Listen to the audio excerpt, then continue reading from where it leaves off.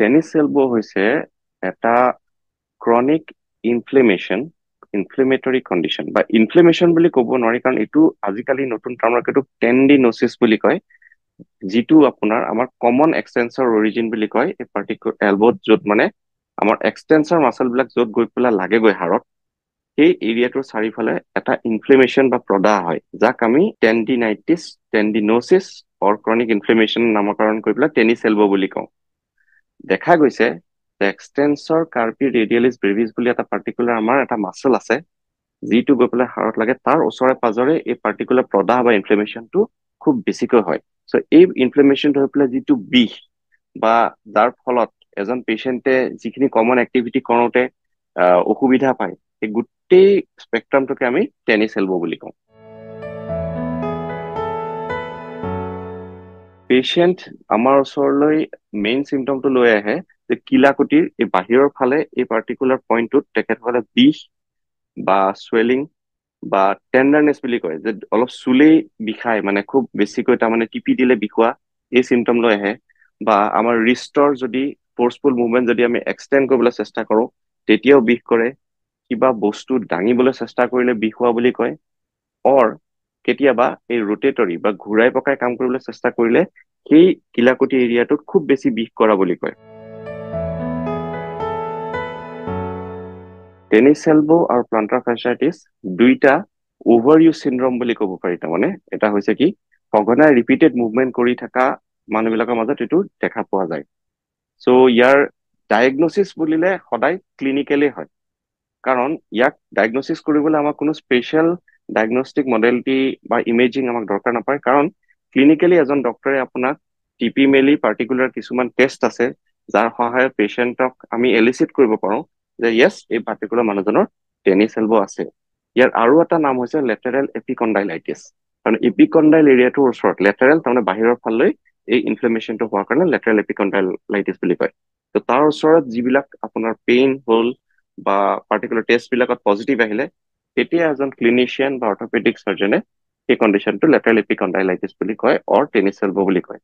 কিন্তু তাৰ লগতে কিছুমান মানুহৰ মাজত বেলেগ বেমাৰো সেই এৰিয়াটোত দেখা দিব পৰা যায়।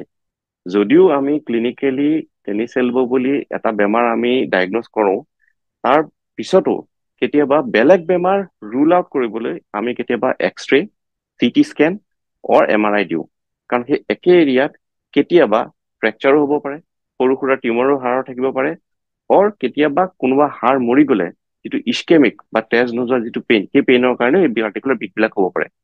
ত' এইবিলাক ৰুল আউট কৰিবলৈহে আমি বাকী ইমেজিং মডেলিটিছ বিলাক দিওঁ, বাকী ডায়েগনচিছটো অভাৰঅল ক্লিনিকেলে হয়। টেনিছ এলবৰ ট্ৰিটমেণ্টটো আপোনাৰ দুভাগত ভাগ কৰিব পাৰি। এটা হৈছে কনজাৰভেটিভ, এটা হৈছে চাৰ্জিকেল। চ' কনজাৰভেটিভ ট্ৰিটমেণ্টত প্ৰথম অৱস্থাত হৈছে কি, পেচেণ্টক আমি NSAID বা আমি দিওঁ, পেইন কিলাৰো দিওঁ। ছেকেণ্ডলি, ঠাণ্ডা সেক যিটো কোল্ড কম্প্ৰেছ, সেইটো দিবলৈ দিওঁ। থাৰ্ডলি, পেচেণ্টক ৰেষ্ট দিওঁ, কিন্তু এক্সট্ৰিম ৰেষ্টটো দৰকাৰ নপৰে। কিছুমান পাৰ্টিকুলাৰ এক্টিভিটি যিটোৱে পেইন এলিচিট কৰে, সেইবিলাক কৰিবলৈ বাধা দিলে পেচেণ্টৰ সেইটোৱে ৰেষ্ট হয় পেচেণ্টৰ। ফ'ৰ্থলি, আমি যেনেকে প্লান্টাৰ ফাৰ্চাইটিছত দিওঁ, ইয়াতো আমি এই এৰিয়াটোত আপোনাৰ য'ত লেটাৰেল এপিকণ্ডাইল আছে, য'ত মানে ইনচাৰ্চনটো হয় পাৰ্টিকুলাৰ টেণ্ডনৰ, তাৰ ওচৰে পাজৰে আমি ষ্টেৰইড ইনজেকশ্যন দিওঁ। আমি টেণ্ডনডালত মাৰি নিদিওঁ, কিন্তু তাৰ চাৰিওফালে থকা এৰিয়াটোত আমি ইনষ্টিল কৰোঁ, যাতে ইনফ্লেমেশ্যনটো কমে। তাৰ উপৰিও আজিকালি নতুন ধৰণৰ কিছুমান ট্ৰিটমেণ্ট, যেনেকৈ মই অলৰেডি কৈছোঁ, PRP বা প্লেটলেট ৰিচ প্লাজমা, সেইটোও দিয়া হয় ইনজেকশ্যন। ত' পেচেণ্টৰ ব্লাডৰ পৰাই প্লেটলেট ৰিচ প্লাজমাটো এক্সট্ৰেক্ট কৰি সেই এৰিয়াটোত য'ত আপোনাৰ ইনফ্লেমেশ্যনটো বেছি আছে, তাতে ইনজেকশ্যন দি ইনফ্লেমেশ্যন কমাই পেচেণ্টৰ চিমটমটো ৰিলিফ দিয়া। তাৰ লগতে আজিকালি তাত ব'ন মেৰ' এস্পিৰেশ্যন কনচেনট্ৰেট নামৰ ইনজেকশ্যনো দিয়া হয়, যিটো হৈছে পেচেণ্টৰ হাড়ৰ মজ্জাৰ পৰা উলিয়াই ব'ন মেৰ' মানে মজ্জাটোৰ তাৰ এস্পিৰেটটো উলিয়াই তাৰ কনচেনট্ৰেট এটা বনাই সেইখিনি আপোনাৰ সেই এৰিয়াটোত ইনজেক্ট কৰা হয়। আৰু তাৰ উপৰিও আজিকালি একদম নতুন যিটো টেকনিক আছে, অট'লগাছ টিনোচাইট ইনফিউজন বুলি কয়, সেইটো পেচেণ্টৰ বডিৰ পৰাই টিনোচাইট বা যিটো টেণ্ডনৰ চেলবিলাকৰ এটা কনচেনট্ৰেট উলিয়াই তাত ইনজেকশ্যন দিলে সেইটো ৰিপেয়াৰ কৰিব পাৰে বুলি আজিকালি নতুন ৰিচাৰ্চত দেখা পোৱা গৈছে, যদিও এতিয়ালৈকে ভাৰতত পপুলাৰ হোৱা নাই। তাৰ লগতে আমি যেনেকে অৰ্থটিক্স অলৰেডি আপোনাৰ মেনশ্যন কৰিছো, যেনে ধৰণৰ যিবিলাক আমি ব্যৱহাৰ কৰো, বেল্ট হওক হেৰি হওক, ইয়াত স্পেচিয়েল বেল্ট এডাল পাই, টেনিছ এলব ষ্ট্ৰেপ বুলি কয়, সেইডাল পিন্ধা হয়, যাৰ সহায়ত এই পাৰ্টিকুলাৰ এক্সটেনচন মাছলখিনি সেইখিনিৰ পৰা কমপ্লিট ষ্ট্ৰেচিং যাতে নহয় এক্টিভিটি কৰোঁতে, যাতে সেই ইনফ্লেম এৰিয়াটো ইৰিটেট নহয়, তাৰ কাৰণে সেইটো পিন্ধা হয়।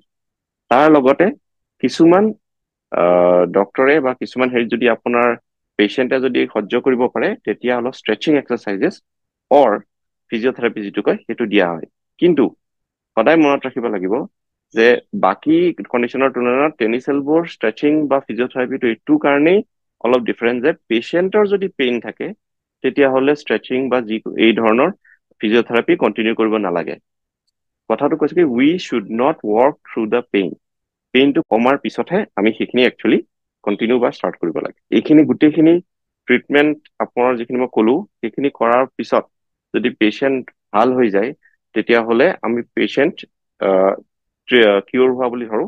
কিন্তু তাৰ মাজতে কিছুমান পেচেণ্ট আছে যিবিলাক আপোনাৰ কি বুলি কয় কনজাৰভেটিভ মেনেজমেণ্টত ট্ৰিটমেণ্টত তেখেতসকল হেৰি নহয়, ৰিলিফ নাপায়। চ' এইসকলৰ ক্ষেত্ৰত আমি চাৰ্জিকেল মেনেজমেণ্টলৈ যাওঁ।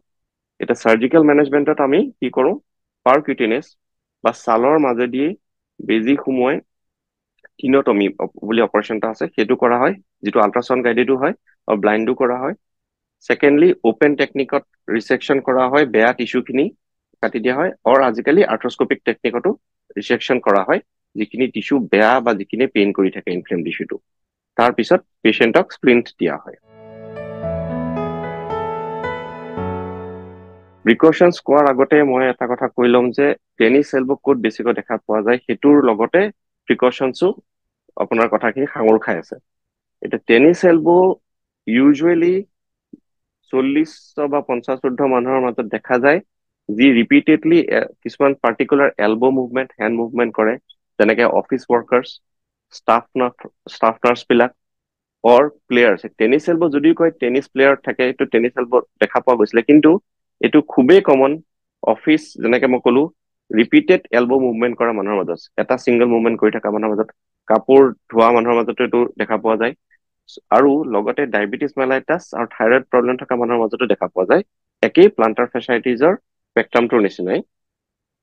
সেইকাৰণে আমি সদায় এইটো ট্ৰিটমেণ্ট কৰাৰ আগতে মানে যিখিনি আপুনি ক'লে তাৰমানে সাৱধানতা, সেইখিনি ক্ষেত্ৰত আমি কৈছো যে এটা হৈছে কি যিকোনো কাম কৰাৰ আগতে আমি প্ৰপাৰ ষ্ট্ৰেচিং কৰি ল'ব লাগে, ৱাৰ্ম আপ কৰি ল'ব লাগে, আৰু আমি যিটো পাৰ্টিকুলাৰ জবটো আমি ৰিপিটেড জবটো কৰি আছে সেইটো ক্ষেত্ৰত আমি সদায় সাৱধান হ'ব লাগে যে হেৰিহে মানে ষ্ট্ৰেংথেনিংটোহে মানে লাহে লাহে কৰিব লাগে, আৰু ফ'ৰ আৰ্ম মাছল ষ্ট্ৰেংথেনিং এইখিনি বস্তু আমি সদায় মানে জোৰ দিব লাগে পেচেণ্টৰ, তেতিয়া এইটো আমি প্ৰিভেণ্ট কৰিব পাৰোঁ। আৰু যেনেকে মই কৈ গৈছো তাৰমানে ডায়েবেটিছ মেলাইটাছটো কণ্ট্ৰলত ৰাখিব লাগিব, থাইৰয়ডৰ প্ৰব্লেমো কণ্ট্ৰলত ৰাখিব লাগিব। চ' এইখিনি বস্তু যদি আমি একেলগে পেচেণ্ট এজনক বুজাব পাৰোঁ, তেতিয়া আমি ফিউচাৰ ছেটিঙৰ কাৰণে পেচেণ্ট এজনক টেনিছ এলব' প্ৰিভেণ্ট কৰাত সহায় কৰিব পাৰিম।